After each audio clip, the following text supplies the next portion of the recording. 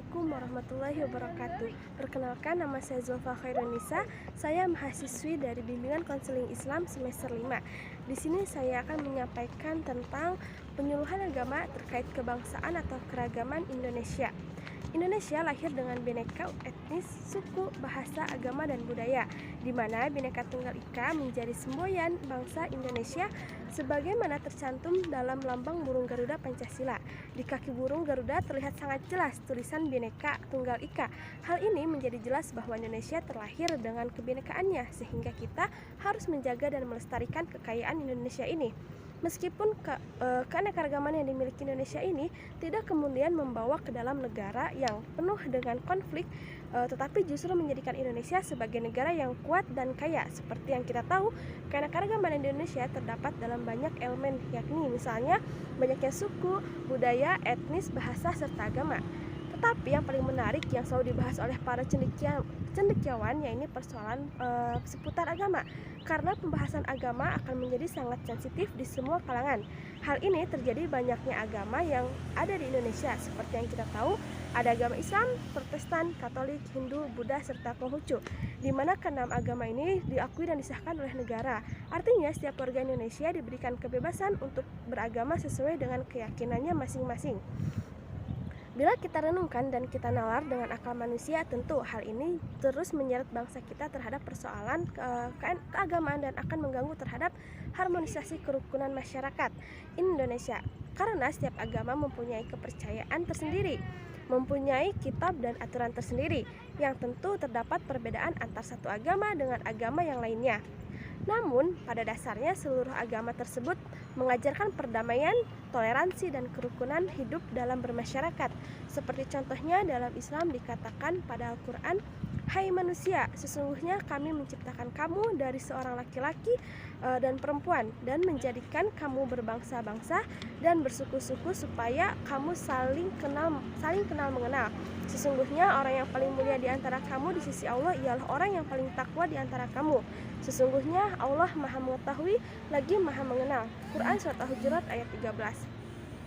Agama Konghucu juga mengajarkan toleransi, di mana menjadi prinsip dasar dari ajaran agama Konghucu. Dan contoh lainnya dalam agama Hindu juga sangat kental mengajarkan tentang kerukunan umat beragama. Baik, selanjutnya di sini saya akan menjelaskan tentang pengertian penyuluhan agama. Adapun pengertian penyuluhan agama, segala kegiatan yang dilakukan oleh seseorang dalam rangka memberikan bantuan kepada orang lain yang mengalami kesulitan rohaniah dalam lingkungan hidupnya.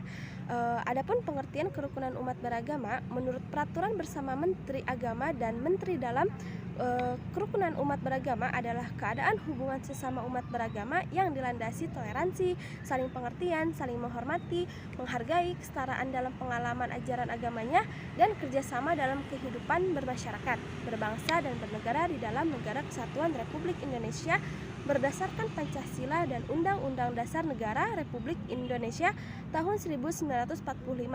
Peran penyuluh agama dalam menjaga kerukunan umat beragama sejak semula, penyuluh agama berperan sebagai pembimbing umat dengan rasa tanggung jawab yang tinggi. Mereka membawa masyarakat kepada kehidupan yang aman dan sejahtera. Penyuluh agama ditokohkan oleh masyarakat bukan karena penunjukan atau pemilihan, apalagi diangkat dengan suatu keputusan, akan tetapi dengan sendirinya menjadi pemimpin masyarakat karena kewibawaannya. Penyuluh agama sebagai pemuka agama selalu membimbing, mengayomi, dan menggerakkan masyarakat untuk berbuat kebaikan dan menjauhi perbuatan yang terlarang, mengajak kepada sesuatu yang menjadi keperluan masyarakat dalam membina wilayahnya, baik untuk keperluan sarana kemasyarakatan maupun peribadatan.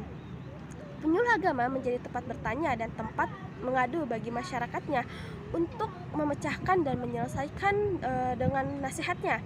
Penyuluh agama sebagai pemimpin masyarakat bertindak sebagai imam dalam masalah agama dan masalah kemasyarakatan.